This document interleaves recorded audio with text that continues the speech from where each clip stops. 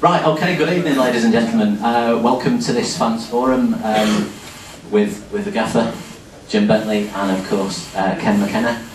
Two people who require absolutely no introduction, so I'm not going to.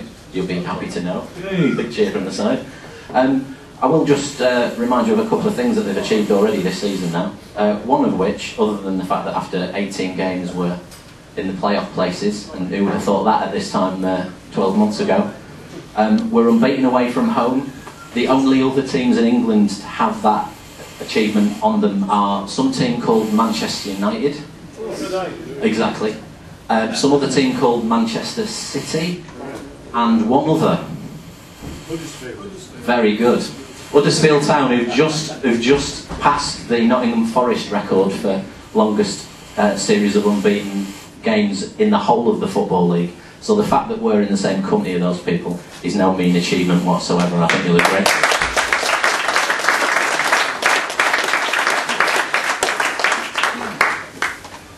As you know, we got to the top of the league, in a league place for the first time in our history. We're on 30 points at the moment. That took us until January the 15th last season to achieve that. Just to put it into a little bit of perspective. Just one other personal thing you might be aware of, because it's been on Shrimp's Voices amongst many other things, is Jim Bentley has just been inducted into the Hall of Fame for AFC Telford United, which is a massive accolade for him.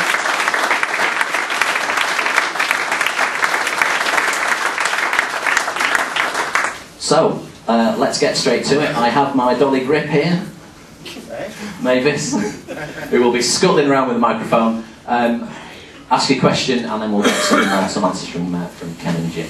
So, who's going to be first up? Cards. Come on then, shout it. When you heard that Sammy was going, how long did it take you to decide that you wanted the job? 6 weeks before you went. No, hey, don't be starting getting up to all that or anything. 6 months before you went. No, I mean, I've always wanted to be, into management and coaching. Sammy McElroy was great for me, great fella. Always give me all for him, always have done, always will do. I was under the same impression as a lot of other people that I was out of contract. A bit worried about what the future held, and then when I heard that he'd gone, it was a couple of days before everything had settled. I didn't even speak to anyone. A few of the lads obviously phoned me if they knew anything about it, and then the chairman phoned me, asked me to go and see him at his office in Manchester, and said he was going to put it towards me, with the board's backing, but the board had already had a meeting on it, so it took about 4 or 5 seconds to say yeah, I should imagine. It doesn't, I've said in the past, it doesn't matter about, salaries and things like that, whatever. I'm just in a privileged position. I've always, classed myself as in a privileged position as a footballer, and I do now as a manager, so as soon as he said, would you take it, there's absolutely no hesitation whatsoever. So, there's a bit of a follow-up to that. When did you decide to bring Ken on board?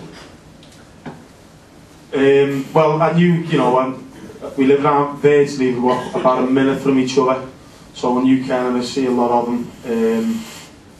So, as soon as I heard, I'd been meeting with the chairman, it took a day or two for him to go back to the board and see what was what. And, I did speak to Kenny and say, listen, I think you'd resigned, you'd left. I was thinking, I don't know the full ins and outs, but thought that I needed someone stable next to me, someone who would trust, someone who's hard working, someone who's knowledgeable, and he ticked all the right boxes. So as soon as I heard that I had the chance, I got onto him, and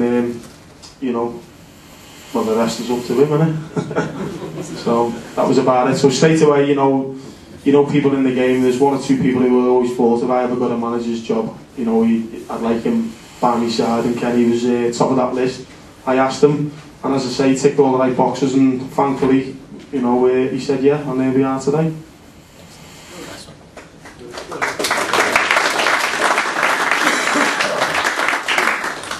So I can shout it. You can shout it. question to both of you really. Half-time report, 6 months into the job. Has the job lived up to its expectations? What are the downfalls of the job? Because there must be some. And it's not all one story, so just like to hear what's half-time report. How's it going so far as you're concerned? Half-time, not only gives it so Well, we're nearly halfway, aren't we? 6 months then. Yeah, well, that's it. Take pre-season as well. I could have wished for a better start. You know, we could have been unbeaten in the league as far as I'm concerned. We've lost by the odd goal, but overall, it's been hard work. That's the main thing with me. The phone never stops. Every agent under the sun, got every player who's contracted to these agencies should be like Messi or Ronaldo or whatever, and they're all trying to push you away. But we do our own work, and as I say, there's a lot of hard work with regards to dealing with people, meetings, obviously picking teams, leaving people out, injuries. Everything, every day is different. There's always something that crops up from day to day. I would say our main downfall, our main problem is training facilities. You know, it's ideal, the 3G for quite a few of the players, but one or two have had maybe Achilles problems in the past or knee problems. It just seems to trigger it off a little bit. So when the keepers aren't too pleased, you know, with the 3G, we dive them down. We were based, and we still are based, weather permitting, on Morecambe High, Turners Field. But I'm sure everyone from around this area knows when there's a bit of rain, you know, you may as well take your armbands down there because it just doesn't rain at all. So every day you come in, we've got to send Dickie dancing round to see where we're going to train. You know, can we get on? We don't really want to go on the pitch all the time because we'll batter the pitch, so the groundsmen aren't too pleased. We can't go on the 3G if certain players are going to train. We go down to Morecambe Lancaster College. Obviously they've just got the 4G, which is slightly better than our one, but again, that's fully booked up for the college.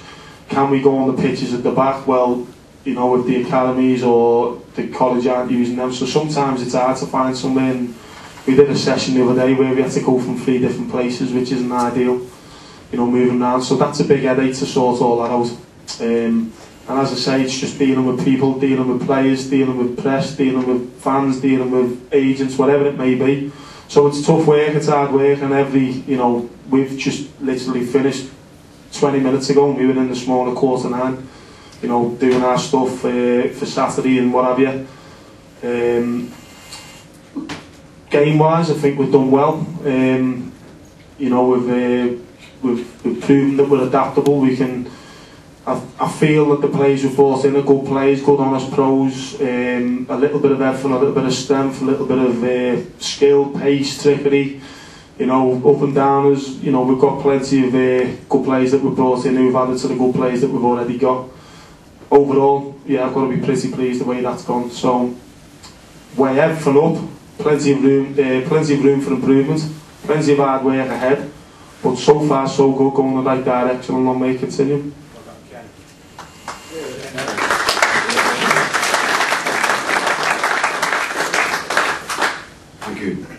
The downside to what Jim just said, it's very difficult trying to get the right training facilities, but the plus side's massive. It's a new job for Jim, first managerial role. I've got a little bit of experience of managing before, and to come into a place like this and basically have a blank canvas, if you like, to build a strategy for the football club. And that's what we're doing. You know, we've got short-term aims, medium-term aims, and long-term. And at the minute, the short-term, we're bang on target. I think we're doing okay. And you know, we're starting to look now at some of the medium-term things. You know, possible targets for the future, different training methods, video analysis methods, and we're just looking to progress the club. You know, there's so much work to be done. And you know, we've only just scratched the surface. And me and Jim, you know, we love football, and that's why we're here sometimes 12 hours. You know, we're looking at things. We have different people coming in, sports scientists, analysis, and all different types of people. We've had meetings today to try and take the club forward, and we're really looking forward to hopefully building something, building a good football team. you know, improving the club the best we can. And as I say, it's a blank canvas, so, you know, who knows what we can achieve.